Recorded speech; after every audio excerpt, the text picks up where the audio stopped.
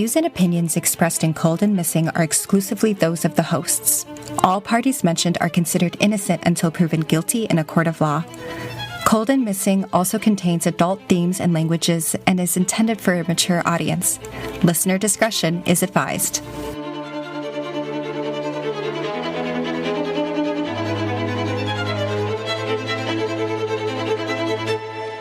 Hi, honey. Hey, baby.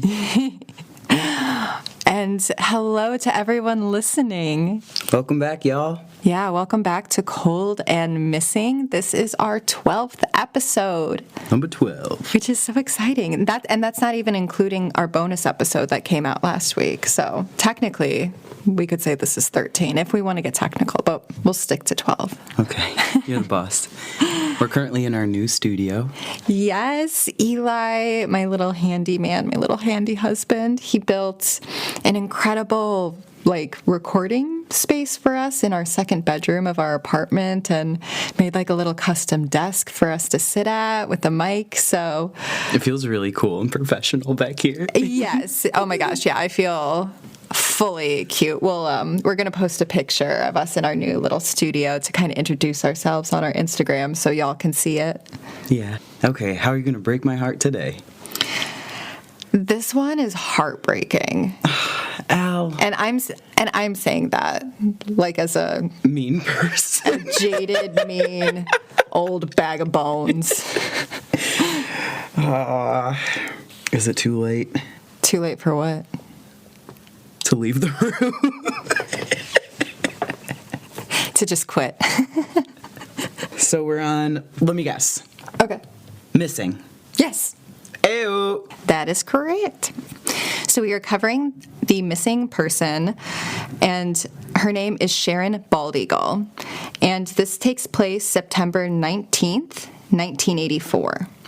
And there's a couple different locations in this, but it's centered around Casper, Wyoming. Wyoming, wow. Mm-hmm. And Sharon, in 1984, she is 12 years old, but today she would be 50. No! This is about a kid? Yeah. And just as a trigger warning off the top, there is sexual assault mentioned in this case, and I'll give another warning whenever I get closer to the moments where it's discussed, but I just want to give you a heads up now in case maybe you're not in the space to listen to that today, which is fine. Thank you for that, Ali. We love boundaries and keeping ourselves comfortable and safe. Yeah, it's a podcast. You don't need to upset yourself with a podcast. Yeah. Put the podcast down. So Sharon Bald Eagle, she is 12 years old in 1984, and she's 5'3", 110 pounds, and she has black hair and dark brown eyes. And she is described as being bright, talented, musical, independent, and tough for her age. It's reported that she routinely beat up boys that were in her grade.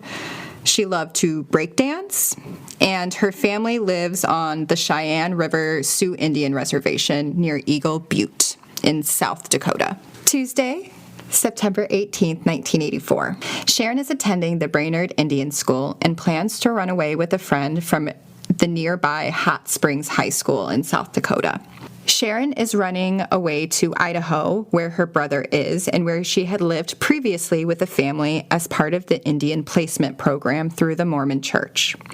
So what this is, if our listeners are not familiar, the Indian placement program, when it was reported, it was talked about like a foster family. What would happen is the Church of Latter-day Saints, Mormons, they offered a program where if they baptized Native American children, they would be allowed to stay with a Mormon family during the school year, and instead of attending what was called Indian schools, Indian boarding schools, they could attend a public school with their Mormon family and then return to their true family in the summertime. Sharon had previously participated in this program the year before, and she thought that she was going to continue on into this school year and go back to Idaho to be with her Mormon family out there. They're called the Dexters. But Sharon is kicked out of the program super unexpectedly and on very short notice. So 4 days before she was set to return to Idaho, she's kicked out of this program. And this comes as a shock to her foster family, the Dexters, as well. They were anticipating her coming and were surprised when she didn't show up with everybody else. And the reasoning for this is they said that Sharon had been kicked out because of her attitude. Oh, you would have been kicked out in 2 seconds. 2 seconds. Missy Sue. Yeah, it was reported that she fought with her foster siblings, but her foster family was like, that was all ironed out pretty quickly. It was just at the beginning, and we wanted her back. We loved her. We were expecting her. So that happens really unexpectedly. So then Sharon has to go to the Brainard Indian School, which is near Hot Springs, South Dakota. So if our listeners aren't familiar with Indian schools, they were part of the U.S. and Canada's colonization and forced assimilation of Indigenous families through their children. So they would force children to go to these schools where they were not allowed to speak their native language. They were not allowed to participate in ceremonies or practice their religions that they would have on their reservations or with their tribes. That's not right. No, it's horrible, and a lot. Yeah, it's like a lot of fucking colonizers. Yeah, and a lot of culture was like lost. Like a lot of language was lost, like Indigenous speakers. There's like generational gaps where nobody knows the language, and they're trying to like re-educate and reintroduce the language so that way it's not lost whenever older folks die. So that's the Indian placement program and Indian schools very quickly in a nutshell. That Tuesday, September 18th, Sharon boards a bus for a basketball game in Hot Springs, where she'll meet up with her friend who is 15 years old. And her friend is not named because she's a minor, so I will be referring to her throughout this as the 15-year-old or the companion. And Sharon is carrying a red bag with her, and it should be noted that Sharon has never run away before, but it just seems like she genuinely wants to get out of here and go be with her brother in Idaho with this family and go to public school. So Sharon and her 15-year-old friend run away from the basketball game, and they start hitchhiking out of South Dakota. So on Wednesday, September 19th, 1984, the girls are hitchhiking through Wyoming, so they've made it into Wyoming at this point, and they are picked up by Royal Russell Long, a 49-year-old trucker who also owned a go-kart track in nearby Casper, Wyoming. Again, this is just a trigger warning that I'm going to talk about some upsetting things, including sexual assault, for the next couple of minutes. Press pause if you want to, or skip on through. So the girls are picked up by Long, and he takes the girls to his home in Evansville, Wyoming, and he feeds them. Long offers the girls $100 for sex, but they refuse. He then beats them up and ties them up at gunpoint, and the 15-year-old is sexually assaulted. When Long is not paying attention, is distracted by something, there's different reports of what happens at this time. The 15-year-old manages to escape and gets out of his house and runs to a neighbor and gets help. So the 15-year-old, she calls the police. But when she returns with the police, Long and Sharon are nowhere to be found, so they're gone. Damn. He took his moment, like, to get out. Yeah. It was fast, Yeah. And I couldn't find exactly how long between this 15-year-old raising the flag and, calling police and to when they arrived there. I don't know exactly how long it was. I don't know if it was minutes or longer, because this is Wyoming. So there's a lot of land between places, End of the trigger warning, just so everyone's aware, but it'll pop back up again, so I'll warn you again. So No reports exactly on what happens that next day, Thursday. I assume a search is taking place because they know that Sharon, a 12-year-old, is missing and with somebody who had them tied up in his home. So I assume a search is happening, but I couldn't find reports of that. On Friday, September 21st, the police search is concentrated on southeast Wyoming, and they'll stay there through Saturday. And they focus here because of a tip that Long's vehicle was seen, which is a 1980 or a 1981 brown Chevy pickup. He was seen near Pine Bluffs, but police searched this area. There's no trace. Nothing. On Saturday, so that weekend, September 22nd, Taylor Bald Eagle, that's Sharon's father, travels from Eagle Butte to Casper in order to appear in front of the media. And he says, quote, "I want to know where my daughter is. She is my life, my reason for living." Oh, no. Why? Why do you put these things in here? I know you have to, and I'm just hearing it for the first time. Please continue, and thank you for all the hard work you do. Taylor also has a message for Long. He says, quote, "From father to father, from man to man, I want you to know, I hope you think about this and call me or contact me soon." And then Taylor goes on to say, quote, "He's 49 years old. You don't experience that much living without having some feelings, something inside," end quote. All of his media attention works, though. A tip comes in, and the tip allegedly is from Long himself. And why allegedly?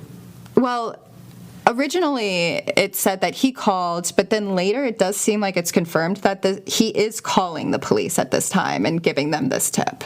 And he says that it's him when he calls, so he's not pretending to be somebody else. But a tip comes in saying from Long that he had put Sharon on a truck that was headed to Fort Worth, Texas. And the caller continued to say that he would turn himself in when authorities confirmed Sharon was safe. And it was noted that Sharon has an uncle in Fort Worth, and that's Taylor's brother. So that tip comes in, and then on Sunday, September 23rd, Taylor meets with the 15-year-old who is at a hospital in Casper, Wyoming. And she tells him that Sharon has not been assaulted. Okay. While she was there. Sure. Yeah.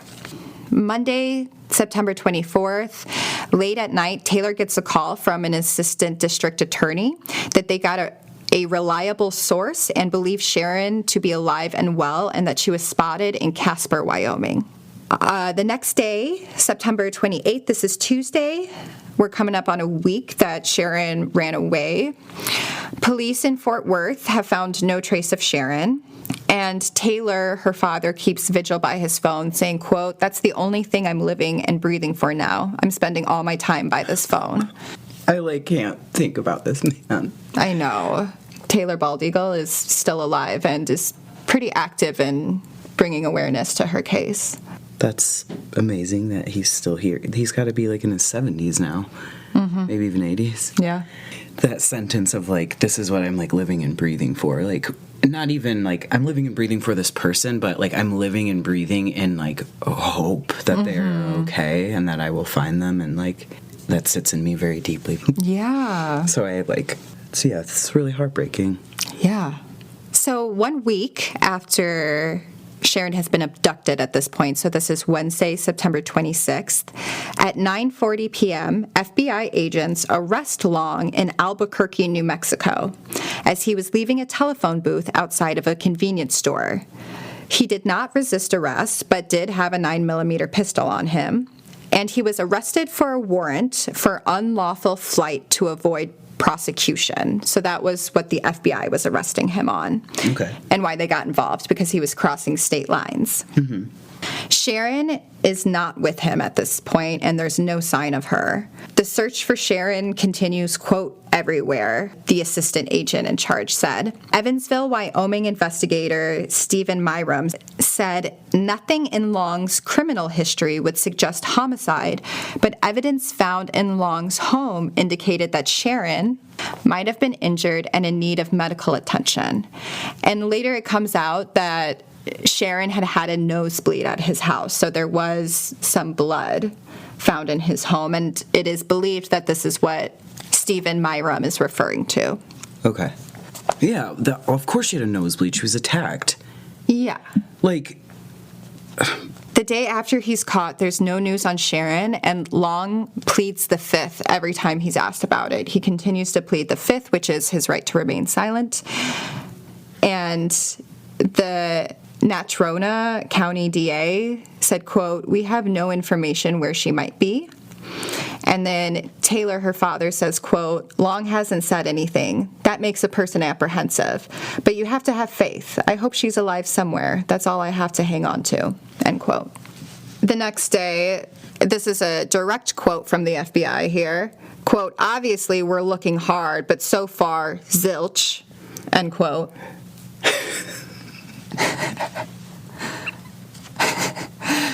I would hate for that man to be like, I don't know, like if we had a baby, you know?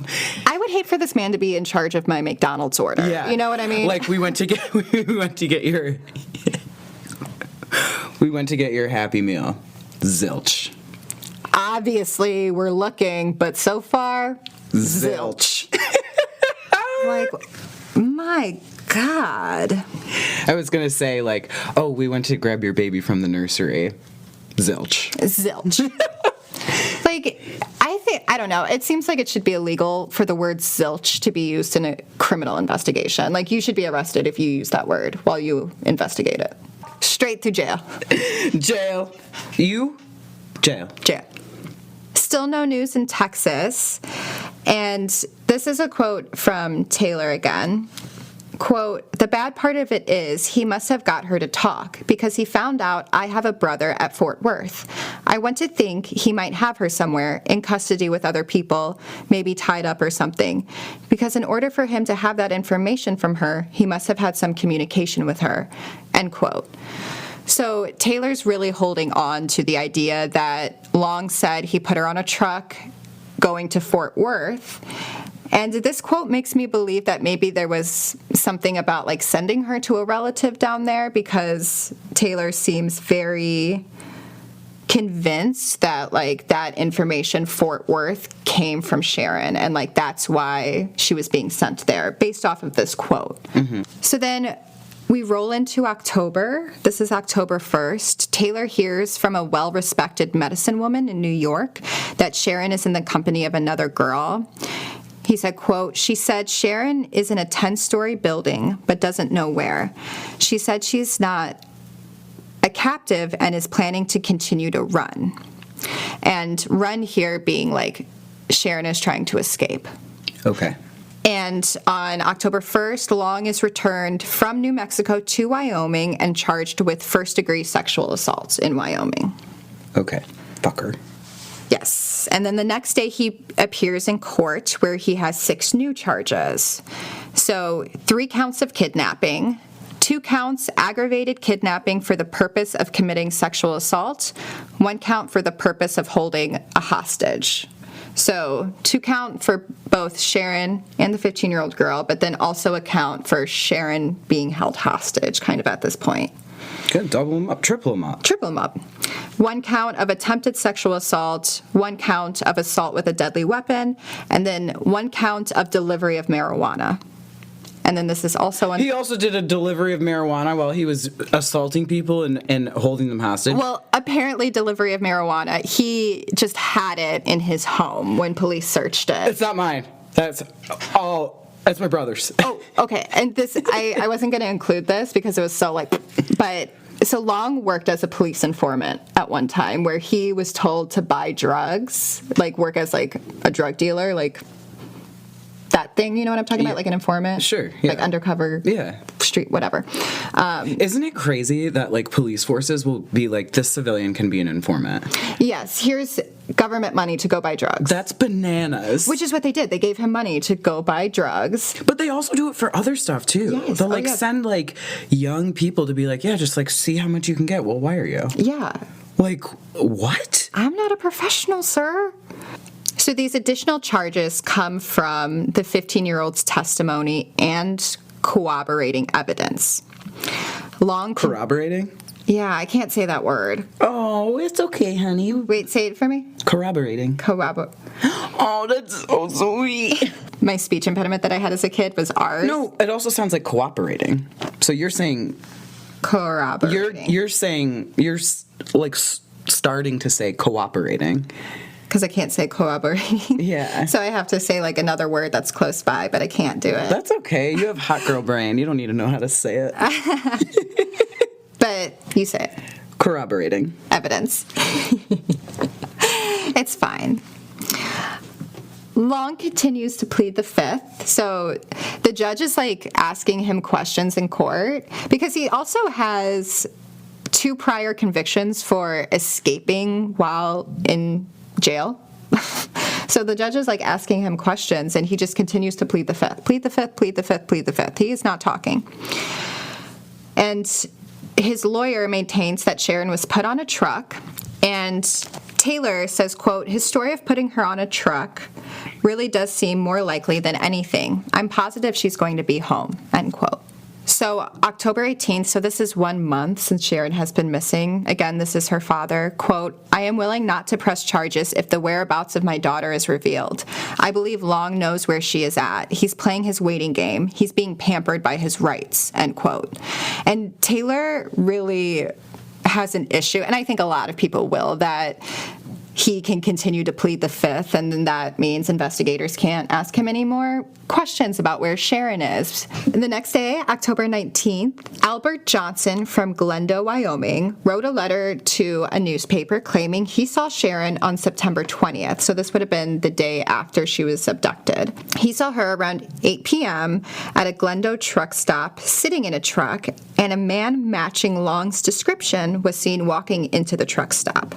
And this is kind of the first clue that we get for Sharon of her whereabouts after she goes missing, besides this clue that Long gives of he put her on a truck to go to Fort Worth, Texas. And then October 21st, the search comes to a halt for the winter.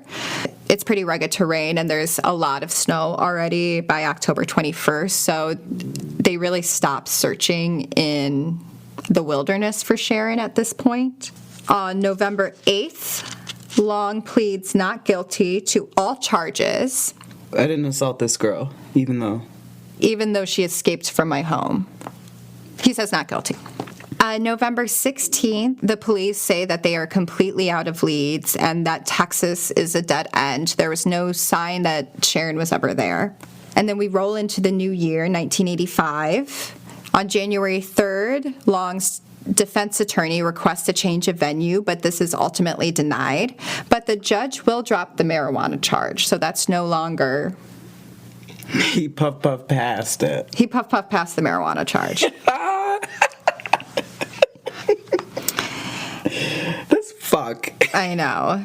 And then January 23rd, 1985, Long changes his plea to guilty to avoid the death penalty and is sentenced to 2 life sentences plus 6 to 8 years, which I love when they give somebody 2 life sentences and then they're like plus 10 years. I'm like, okay. They're like, here's 3 big scoops. Here's a couple Jimmies on top. Yeah. Just to make sure. Yeah, it's like, just in case your ghost wants to be back. Your ghost is still in jail. Sorry. Ghost jail. Ooh. So Long pleads the fifth while being questioned by the judge again. Ultimately, he pleads guilty to 2 counts of kidnapping for the purpose of taking indecent liberties with a minor and 1 count of aggravated assault. And then the police said, quote, we have no leads at all. Obviously, the next step is to wait and see. They really love obviously. Obviously. The next step is to wait and see. We are checking out any and every lead we can. We all hope she is still alive somewhere. If she is, why hasn't she called? You can speculate 100 reasons on that, end quote. And I'm like, do your fucking job. Do your job. What do you mean speculate? Obviously, the next step is wait and see. I think there's some other things you could do. And they say that new charges can still be added to him in regards to Sharon if and when they find out things. Okay. So on February 4th, 1985, Long breaks his silence and has an interview with a newspaper. So again, here's a trigger warning. I'm going to talk about sexual assault here. So this is what Long claims happened. This is his side of the story, and this is going to piss you off. I'm just warning you now. So he claims that he picks the girls up, and they said they were 18 and 19, and, quote, they looked the part, end quote. No, you can tell when someone is 12. Yeah. You can tell when someone is 12. And also you're 49, so 18 and 19 is still a little young. A little young. The girls accepted his offer for a ride to his home to eat, bathe, and wash their clothes. He then claims he offered the older girl $25 for sex, and she agreed. After, she demanded $200 and threatened him since she was underage. And he thought the accusations would hurt his go-kart business. Quote, Oh, that's so sad. I know, his go-kart business. I'm like, get fucked. Owning a go-kart business would be dope. Like, we should open one. Come to A&E's Go-Karts. Yeah, go-karts, Drive great. to thrive. This guy, get fucked. Get fucked. He says, quote, I talked with them. I tried to reason with them. I told them, this is not how you do business. I should have given them the money, unquote. So he was, I hate him. Then Long, quote, scuffled, he calls it a scuffle, with them, and ties the girls up, but claims no one was seriously hurt. Just like casually tying up two teenagers in your home, but nobody was seriously hurt. Like, he's really trying to like downplay it as much as he can. He's like, we got in a scuffle and then I tied them up. No big deal. Nobody was hurt. He then says he took a nap, and when he woke up, he found the 15-year-old had escaped. He took a nap in the middle of his hostage situation. Yeah, He's like, I am a man of rest. I'm tired from my thievery of people. Yeah, he's like, wait, I'm just like, so you have two people tied up in your house, and you're like, I'm going to go take a nap. What? What the? No, you didn't. You're a liar. No, you don't. So after he realizes that the 15-year-old girl is gone, he says, quote, I carried the other one to my truck. I stopped once for gas and drove to Cheyenne over the back roads. She was a hot potato. I just wanted her out of my hands, end quote. He finds a trucker headed for Dallas. He says it's Dallas, not Fort Worth, so this is the first time that that detail has changed. And he hands Sharon off. Long then drives to Denver to think for a couple of days. And when he drives back to Wyoming, he learns about the manhunt against him. So once he finds out about the manhunt, he heads to Amarillo, Texas, to look for Sharon at truck stops. Quote, my thinking was that I needed to remain free until she showed up and the whole thing calmed down, end quote. So that is what he says happened. So that's the end of the trigger warning for our listeners out there. On May 30th, the district attorney, Scott Evans, believes that Sharon is dead and is looking to file murder charges without a body. This guy, Royal Russell Long, he sucks. And just to give a little tangent about this guy, so after he's arrested, he becomes the lead suspect in another investigation in Oklahoma into the disappearance of two 13-year-olds from the Oklahoma State Fair in 1981. Their names are Charlotte Kinsey and Cinda Pallett. And charges are ultimately brought against him in this case in Oklahoma. These girls, they go missing at the state fair. I just read briefly about their story. They called their parents and said that a man offered them a job to unload stuffed animals from a semi-truck. So he drives the two girls and two boys to a truck stop, kicks the boys out, and then drives off with the two girls. And charges are brought against him, but ultimately they're dropped for not enough evidence.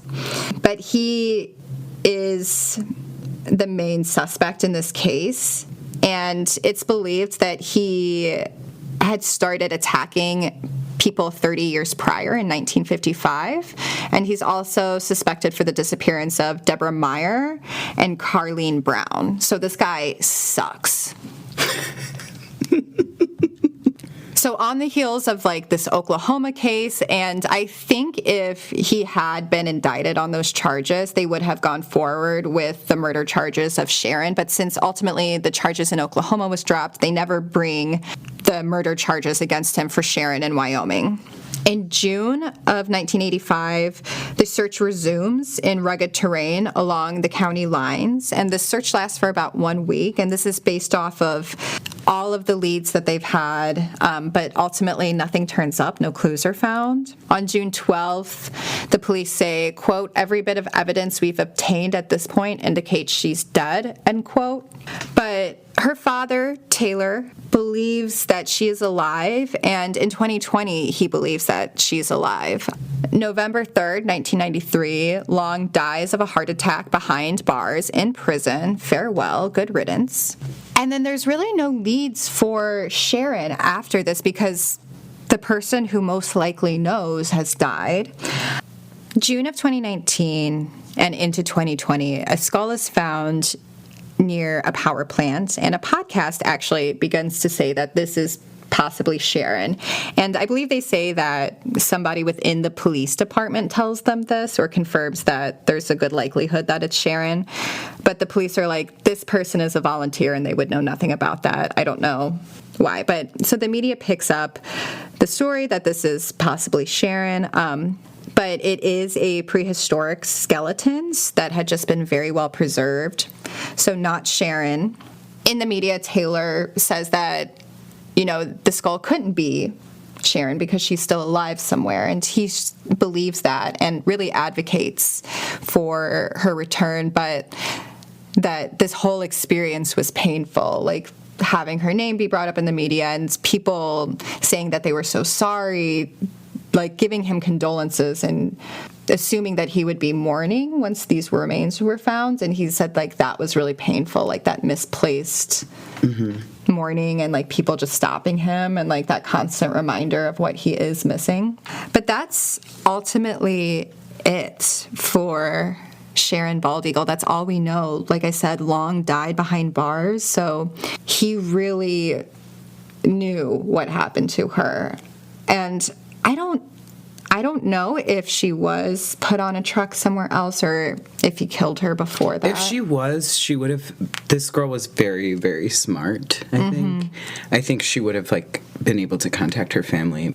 I would agree with you. I think that Royal Russell Long ultimately caused her death. I really just want Taylor Bald Eagle to have closure in this. Like, he deserves it so much.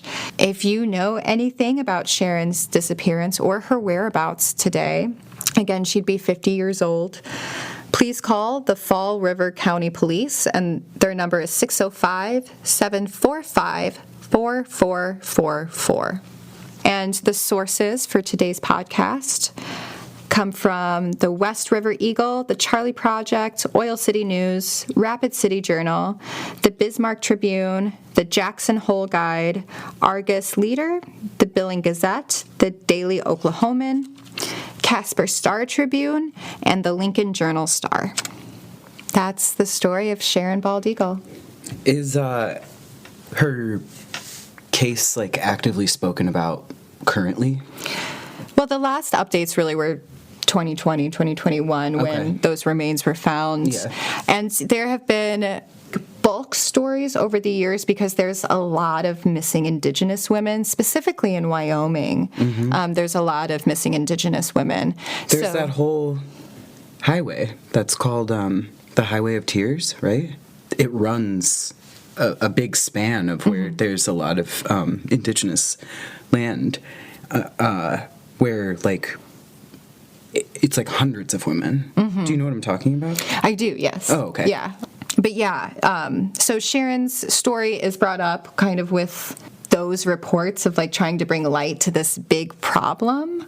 But otherwise, there's really been no leads and nothing on her case, truly. Damn. And it's so frustrating that they like caught the guy. The guy died in jail. But it's like, where's Sharon? Like how it's like that he escaped justice in that, you know, like he escaped responsibility in a lot of ways. Yeah, for sure. Even though, you know, based off of my research and, you know, he's suspected in these 4 other disappearances, like, guy's a dirtbag. Like, I'm glad he was off the streets and that they did ultimately put him in jail for the rest of his life when they did. But where's Sharon? And, like, he never had to answer for that. But that's it. If you are enjoying our podcast, we'd love it if you followed us on Instagram at Cold and Missing, where we promise we're going to get better about our TikTok and posting stories on there. We also upload all of our episodes onto YouTube, so maybe that's where you like to listen. You can subscribe there as well.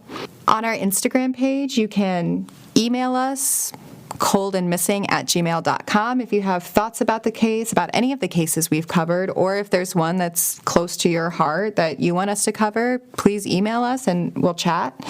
If you are enjoying the content and would maybe like to tip us in order to support the podcast, and all that money will be used to go right back into production and making this even better for you guys or for you all. So you can do that again at our Instagram. If you click the link in our bio, you'll see the Buy Us a Coffee page. It's great. It's great. We really appreciate it. We appreciate that you're listening and that. Yeah, I'm so blown away by these numbers. I know. Every day we wake up and we're like, what? Yeah. And to meet people who are like, oh, my friend's been listening. They have so many questions. Like, to meet people who we don't know. Yeah, and to talk about these cases. Yeah. Like, that's really cool. And Yeah. it's really cool that these cases are getting talked about, because I think they're all important. Yeah, of course. Yeah. Thanks for listening. Thanks for being here, and have a good week and stay safe, y'all. Have a great week, y'all.